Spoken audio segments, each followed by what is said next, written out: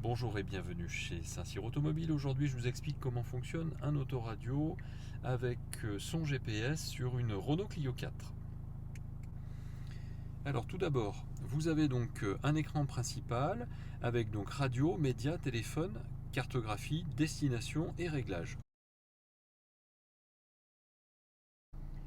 Alors pour la radio, vous cliquez sur radio, vous avez donc ici l'onglet fréquence qui va vous permettre de choisir donc les différentes radios de façon automatisée. Donc à chaque fois que vous appuyez sur la flèche, elle s'arrêtera sur la prochaine radio qu'elle aura trouvée. Et si vous connaissez vous manuellement la fréquence, vous allez pouvoir donc cliquer de 5 en 5 grâce aux petites flèches.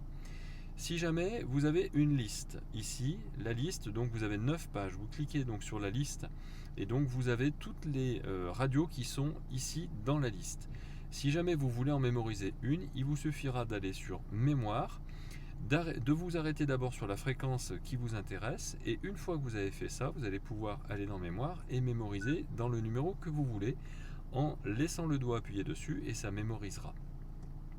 Dans les options ici, vous allez pouvoir donc mettre le RDS en route, l'infotrafic en route, les radios régionales, donc qui vous permettra d'avoir à la fois les radios nationales mais aussi les régionales, donc ça multiplie le nombre de radios qui peuvent être trouvées par votre voiture, et l'information donc radio, c'est-à-dire l'infotrafic plus les infos.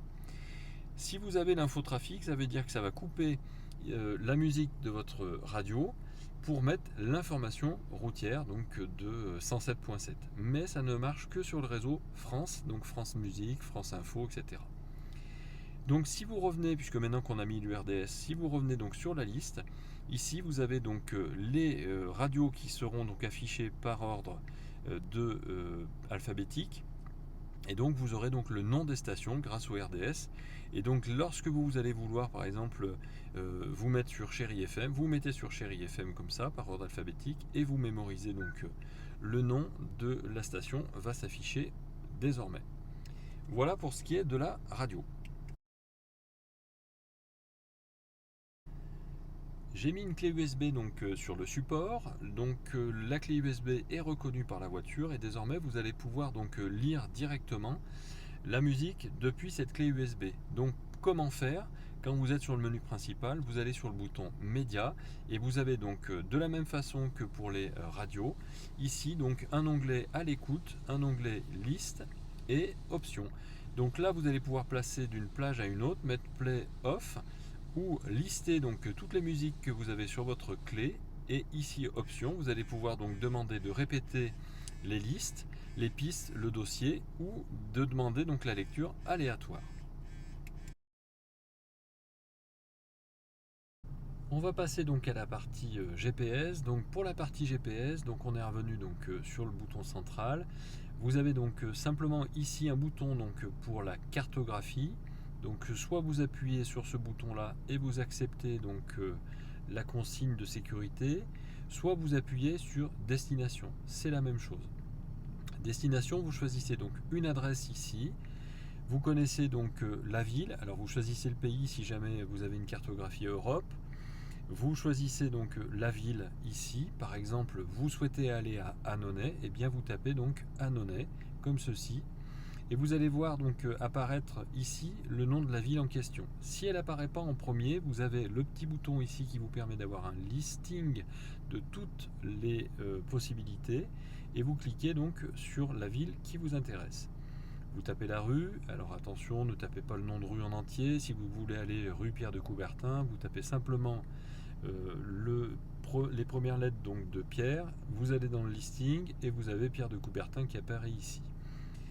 Rue transversale, c'est-à-dire que vous voulez aller donc à la rue Pierre de Coubertin sans mettre le numéro, ou alors vous mettez le numéro de la maison en question. Vous pouvez valider comme ça sans avoir besoin de mettre de choses supplémentaires.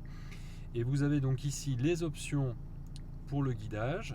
Donc ajouter aux favoris qui vous permettra de ne plus avoir besoin de remettre cette adresse donc à nouveau. Il sera donc connu dans votre répertoire ou sinon vous validez en mettant OK. Le calcul donc du parcours se fait. Vous validez donc le calcul une deuxième fois et c'est parti. Vous n'avez plus qu'à suivre la route pour aller à votre destination. Vous avez un bouton donc ici option à nouveau qui vous permettra de paramétrer l'itinéraire en ayant un itinéraire rapide, court ou économique. Économique, donc ça veut dire que vous évitez les autoroutes. Court, ça veut dire que vous avez le moins de kilomètres possible à faire. Ou rapide, ça vous fait un mix qui vous permet de prendre les autoroutes et en même temps de faire un bon ratio entre le temps et le kilomètre. Ensuite, vous avez la possibilité de cocher ou de décocher donc les autoroutes, les routes à abonnement ou les routes à péage tout simplement. Vous avez une deuxième page ici pour les ferries, le covoiturage et les chemins de terre. Donc c'est conseillé effectivement de mettre sur off pour les chemins de terre. Voilà pour ce qui est donc du GPS. Désormais donc vous avez ici le rond-point à 200 mètres et vous savez que vous sortirez à la deuxième sortie. Il vous reste 8,1 km avant d'arriver et vous arrivez à 18h45 en étant 18h33 maintenant. Ici, c'est un bouton qui vous permet d'enlever donc le son du GPS et ici, c'est la possibilité d'avoir la carte vue du dessus ou vue en 3 dimensions. Si vous cliquez désormais sur la carte, vous allez pouvoir aussi faire bouger donc le véhicule sur la carte avec les petites flèches qui sont ici. Vous revenez en arrière avec cette flèche là et vous cliquez donc une dernière fois pour la suroption et vous avez donc le paramétrage de la carte ici qui vous permet d'avoir 3D 2D, le point de vue normal, les vues autoroute on, ça veut dire que lorsque vous avez une entrée d'autoroute vous aurez une petite image donc d'entrée d'autoroute, et pour ce qui est des marqueurs POI, donc les points d'intérêt et d'information, vous pouvez donc sur votre cartographie demander à mettre sur la carte tous les hébergements, tous les loisirs, tous les stations-service, etc. Les salles de sport, etc. Donc c'est vous qui choisissez les points d'information donc à mettre sur votre carte. Si maintenant vous cliquez sur ce bouton et que vous allez dans Options, vous allez pouvoir choisir un autre itinéraire ici. Quand vous cliquez sur autre itinéraire, à ce moment-là, donc, il va vous proposer un économique, un court ou le rapide puisqu'on était au rapide. Et vous choisissez donc ce nouvel itinéraire. Ensuite, vous allez donc, si vous voulez arrêter l'itinéraire, sur la petite maison, vous allez dans Destination. Et dans Destination, vous avez ici supprimer donc l'itinéraire. Lorsque vous faites ça, il vous propose donc de le supprimer définitivement, vous dites oui, et donc votre itinéraire est supprimé. Ici vous avez un petit onglet donc pour les options qui vous permettra de paramétrer les avertissements sonores si jamais vous avez un excès de vitesse par rapport à une vitesse que vous avez choisie, la limite de vitesse toujours visible ou pas, et l'avertissement de point d'alerte, c'est-à-dire que la fonction est interdite dans certains pays, ce qui est le cas pour la France, mais ça va vous alerter au niveau des radars fixes. Ici vous retrouvez donc le paramétrage d'itinéraire qu'on a vu tout à l'heure lorsqu'on était sur la carte, les paramètres donc de la carte qu'on a vu tout à l'heure. Vous avez aussi donc le réglage ici de la langue, donc vous pouvez choisir une langue française homme, femme, le format des coordonnées donc avec les mois, les jours, etc. Et là, ici, vous pouvez voir le nombre de GPS, en tout cas de satellites que voit votre voiture. Vous allez ici pour faire la mise à jour des cartes. Je vous ai fait une petite vidéo sur notre page YouTube pour vous expliquer comment mettre à jour vos cartographies. Dans l'itinéraire ici, vous avez donc l'onglet lorsque vous avez mis en route votre GPS et que vous avez mis une destination pour éviter éventuellement un parcours, une vue d'ensemble ou supprimer l'itinéraire, on l'a vu tout à l'heure.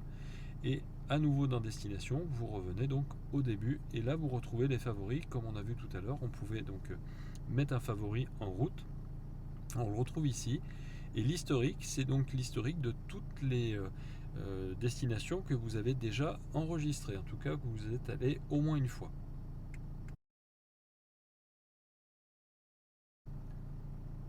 On arrive donc au bouton réglage. Ici, vous avez un bouton réglage avec l'audio qui peut être réglé.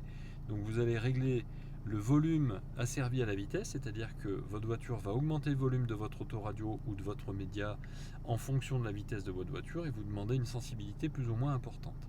Vous avez le loudness, donc un petit peu plus de grave sur le son de votre voiture, et les préférences sonores avec les graves, les médiums et les aigus qui sont ici, et la répartition des effets sonores.